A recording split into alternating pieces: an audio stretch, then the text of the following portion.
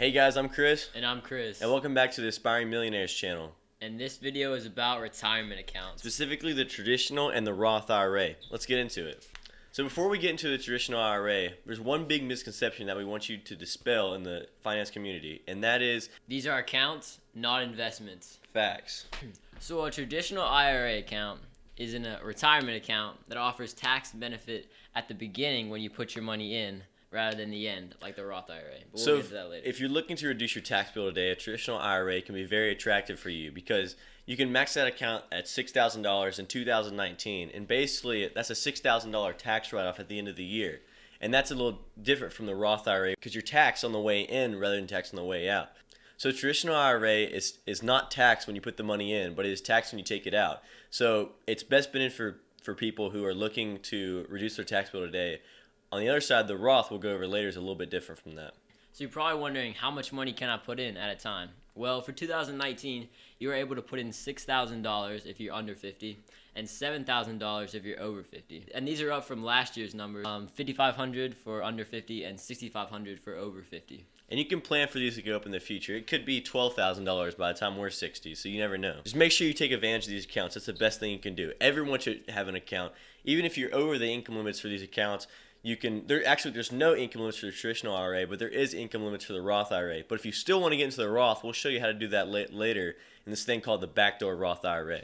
So even if you already have an account set up, like a 401k or any other account, you can still invest in one of these IRAs. Usually people say invest about 15% of your income into retirement accounts. So if you're only investing 10% in your 401k, you can also take however much would get you up to that 15% and put it in your IRA. The big thing is having enough money for retirement. So if you've already maxed out your 401k and put 15% in, you might be good. But if you still want that extra bit of income and you expect your expenses to go up in retirement, then you want to have, that more money. It's never a bad idea to open up an IRA. The earlier you start, the better. Compound interest is your number one tool in finance, just making money in the future and having your money work for you. So your investments inside of the traditional IRA grow tax deferred. You are taxed when you take the money out, but you're not taxed on the gains while they're growing. Invest in index funds inside your traditional IRA, which we'll go over, in a different video. Say you're 59 and a half, the earliest you can take your money out, and you say you have $100,000 in there. So when you go take your money out at 59 and a half, or whatever time you go take your money out of your traditional IRA, it's taxed as ordinary income. So if you have so much money in there and you want to take out $25,000 or however much, that could move you up in a higher tax bracket because it's taxed as ordinary income when you take it out. This is not the case with the Roth because your money has already been taxed on the way in. But since your money wasn't taxed and you reduced your tax bill earlier in life, you're getting taxed on the way out. The reason why we're telling you this is one way or another, you're going to be taxed on this money. If your income plans on going up in the future, then you want to go with a Roth. If your income plans on going down in retirement, you want to go to traditional IRA because you'll be taxed at a lower tax bracket at that point in time. Unless you meet certain conditions, early withdrawals are also taxed as ordinary income at a 10% rate. So you don't want to take your money out of here before 59 and a half, or you're going to be penalized for it by 10%. These accounts also have minimum withdrawal distributions. So when you turn 70 and a half, you're actually forced to take a certain percentage of your money out, and that percentage is 3.6%. From what we found from various websites, you can find the exact statistics on how much money you had to take out. Could be based on what brokerage account you went with or what brokerage you went with. They can determine a certain amount you have to take out, but what we found was generally it's around that 3.6%. The traditional IRA does have minimum withdrawal distributions. You can let that money grow until 70 and a half, the money you don't take out. But unlike the Roth, you don't have to take it out if you don't want to. But the traditional IRA, you do have to take it out at some point in time. So like we said earlier, because of this upfront tax deduction that you get from opening one of these accounts, it's very attractive if you're looking to reduce your tax bill today rather than when you take your money out. It's probably the biggest advantage of this account, the traditional IRA, is you're going to reduce your tax bill today. So you don't let the government get hands on more of your money. So if you expect your tax rate to go up, then it's probably more beneficial for you opening up a Roth IRA because you won't have to pay taxes on that money if your income goes up. Because you'll be taxed in a higher tax bracket. We do recommend Roth IRA no matter what because you're not taxing that money going out. But if you really, really do need to reduce your tax bill and you expect your income to go down a lot in retirement, go with the traditional IRA. You can't go wrong with either of them. Having one's better than having none.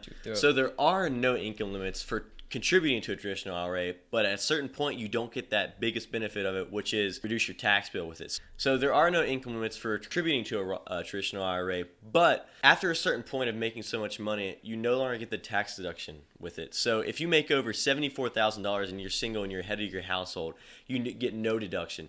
If you make if you make more than $64,000 a year and less than $74,000 a year, you can get a partial deduction. If you make less than $64,000 a year, you can get the full deduction. So it varies, and we'll put the chart on the screen to show you all the different AGI levels and whether you get a full, partial, so you can know your own circumstance when it comes to reducing your tax bill.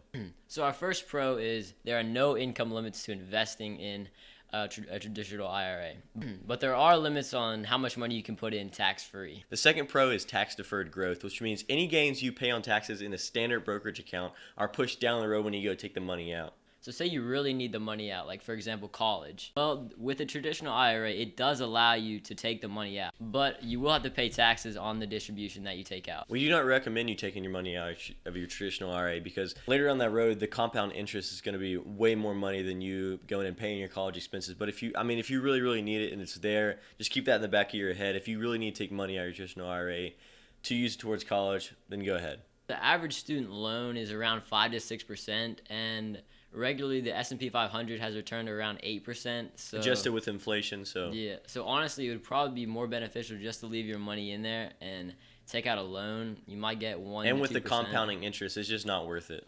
So our last pro is, and this really isn't even a pro, just like the college one, but you can take the money out, but you have to pay an early distribution penalty, but you still have to pay taxes on that money you take out. So it's just not worth it to take your money out. You're most likely want to keep it in unless you have a really big emergency. If you're going to purchase a house, just save up money in a savings account. So our first con is if you want to take out your money before age 59 and a half, you will have to pay taxes on it and a 10% early distribution fee. So pretty hefty. So unless you qualify for one of those special, cases where you don't have to pay those, and we'll put a list of the early distribution rules in there, in the link in the description below. But unless you qualify for one of those, you really don't want to take your money out before 59 and a half because you have to pay that 10% penalty. And if you let your money grow a lot, say you have $1 million in there, you have to pay $100,000 just to take that money out early. So like we mentioned earlier, our second con is when you turn 70 and a half, you are forced to take out a percentage of your money. But like we found, it's around 3.6%, so it's a pretty hefty fee. And also at 70 and a half, you can no longer make contributions to your account. And unlike the Roth IRA, you can do both. You can make contributions and you can let your money grow. You don't have to have those minimum withdrawal distributions. And so our last con we're going to go over is this goes for the income limits in general, is that if you're covered by a retirement plan at work, your ability to deduct the IRA contributions may be reduced or eliminated at higher incomes, just like we said. But the main big pro of this is, with opening a traditional IRA, and I'll just kind of recap here, is that it's a big tax advantage if you're trying to reduce your tax bill today. It's never really a bad idea to open an IRA because any money towards retirement is money. They found that the number one reason why people don't have their money in retirement isn't because they invest in the wrong things or anything like that. It's because they just didn't put money in their retirement accounts. So the first thing you can do by setting yourself for financial independence down the road is investing in your retirement accounts. Investing early as well. Your that money compound interest is going to work for you like magic. The single biggest rule in any financial book that, and every CPA, everyone knows this, is that compound interest is the best thing that's going to work for you to make you wealthy.